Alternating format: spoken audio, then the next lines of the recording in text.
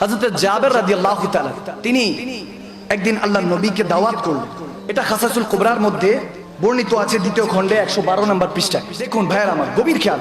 হযরত জাবের রাদিয়াল্লাহু তাআলা আমার নবীকে দাওয়াত করলেন, মশহুর হাদিস, মুত্তাফাক আলা হাদিস।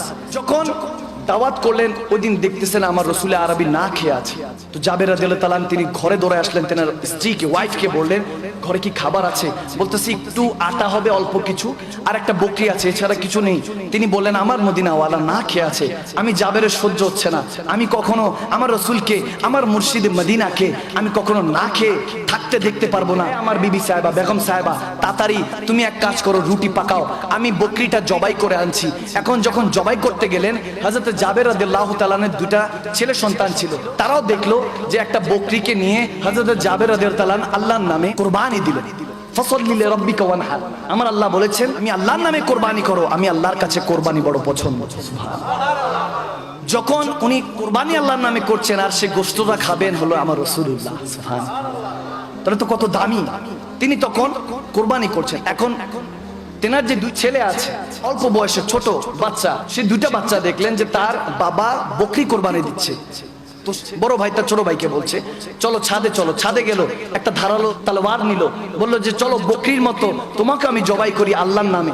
এরকম বলে ছোট ভাইকে সে বড় ভাই আল্লাহর নামে কোরবানি করে দিল। নাউজুবিল্লাহ। এখন দেখেন, ছোট মানুষ বুঝে তো নেই, কোরবানি করে দিছে, জবাই করে দিছে। জবাই করে দেওয়ার পর ভয় পেয়ে গেছে, দেখতেছে ভাই আর কথা বলছে না, ছোট ভাই, সে ভয়ে তাড়াতাড়ি দৌড়ায় গেল। দৌড়ায় একটা খেজুর গাছের আগায় উঠতে গিয়ে পড়ে খেজুর ডালের এখান দিয়ে গলাতে ঢুকে এদিক দিয়ে বের হয়ে গেছে। নাউজুবিল্লাহ। বড় ভাইও মারা গেল, ছোট ভাইও মারা গেল। এই অবস্থা দেখে হযরত জাবের রাদিয়াল্লাহু তাআলা আনহুর স্ত্রী সাহাবা রাসূল, তিনি দেখেন কি আদব আমার রাসূলের সাহাবাদের ছিল, কি মহব্বত ছিল। আল্লাহু আকবার। কি মহব্বত করতেন, আমাদের মধ্যে ওই মহব্বতই নেই।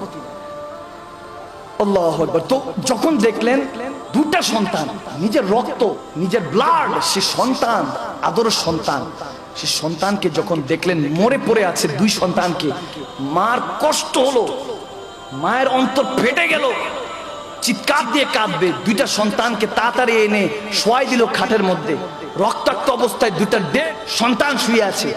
জাবের রাদিয়াল্লাহু তাআলা আসলেন, এসে বলতেছে, বকরি পাকানো হয়েছে, আমার মদিনাওয়ালা তো এখন খেতে আসবে। যখন এই কথা বলল, তখন তেনার বিবি কাঁদছেন। বলল, কি হয়েছে, তুমি কাঁদছো কেন? আজকে তো খুশির দিন, আমার মদিনাওয়ালা আমাদের ঘরে তাশরিফ আনবেন, খাবার খাবেন, আমাদের জন্য তো খুশির দিন, আজকে তো ঈদ আমাদের জন্য, যেরকম আমরা ঈদ পালন করছি, ঠিক কি না? কারণ আমরা, আমাদের ঈমান হলো আমার মদিনাওয়ালা এই মাহফিলে আসতে পারে, ঠিক কি না? কারণ আমার আল্লাহ বলেছেন, আন্নাবিয়্যু আওলা বিল মুমিনিনা মিন আনফুসিহিম, যদি ঈমানদার হও তোমাদের জানের চেয়ে নিকটে আমার রাসূল থাকে, ঠিক কি না? ঈমানদারদের আকীদা হলো এটা।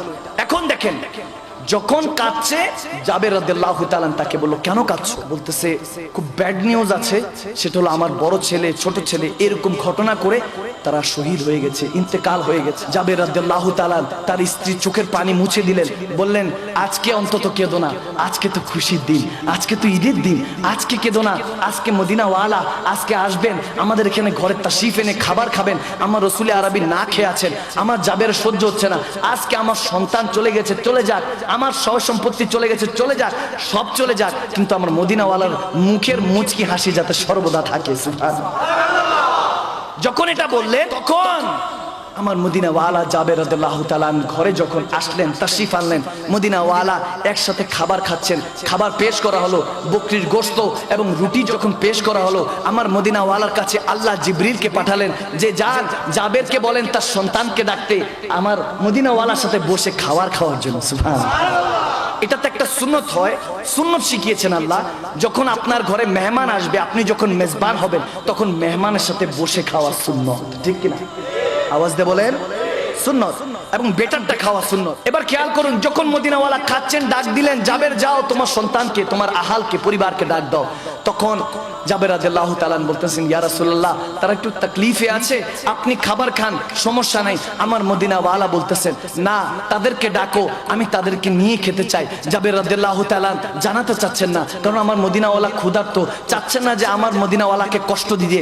কত সাহাবাদের প্রেম দেখেন। হযরত জাবের রাদিয়াল্লাহু তাআলা আমার মদিনাওয়ালাকে জানাচ্ছেন না। যখন যখন কামলিওয়ালা নবী বলেন যাও যাবে ডাক দাও তোমার সন্তানদেরকে ডাক দাও একসাথে বসে খাবার খাবো, তখন জাবের রাদিয়াল্লাহু তাআলা চোখের পানি ছেড়ে তেনার স্ত্রী সহ দাঁড়িয়ে বলছেন ইয়া রাসূলুল্লাহ এরকম ঘটনা হয়েছে, আমার বড় ছেলে ছোট ছেলেকে হত্যা করে ফেলেছে, জবাই করে ফেলেছে, বুঝে নাই, তারপরে বড় ছেলে ভয় পেয়ে ঘাবড়ে গিয়ে নিজেও সে অবস্থার মধ্যে পড়ে গেছে, মারা গেছে, তারা এখন লাশ পড়ে আছে।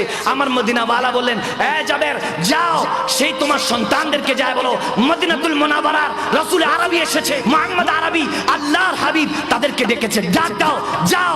আরে আমার রাসূল আরবি ডাক যখন পড়লো জাবের রাদিয়াল্লাহু তাআলা তেনার সন্তানদের কাছে এসে বলতেছেন আমার বাচ্চারা কলিজার টুকরা সন্তানরা মদিনাওয়ালা এসেছে তোমাদেরকে ডেকেছে। তখন সাথে সাথে মুর্দারা সেই সন্তানরা জিন্দা হয়ে গেলেন, আমার রাসূল আরবির কদমে গিয়ে পৌঁছাইলেন এবং রাসূল আরবি তাদের সাথে নিয়ে একসাথে সেই খাবারটা খাইলেন। এই জন্যই আমার কোন শায়েখ কোন ওলি আল্লাহ বলেছেন इसलिए आला हजरत ने मोहब्बत से कहा तू जिंदा है वल्लाह तू जिंदा है वल्लाह मेरे चश्मे आलम से छुप जाने वाले, क्योंकि चमक तुझसे पाते हैं सब पाने वाले, मेरा दिल भी चमकाने वाले।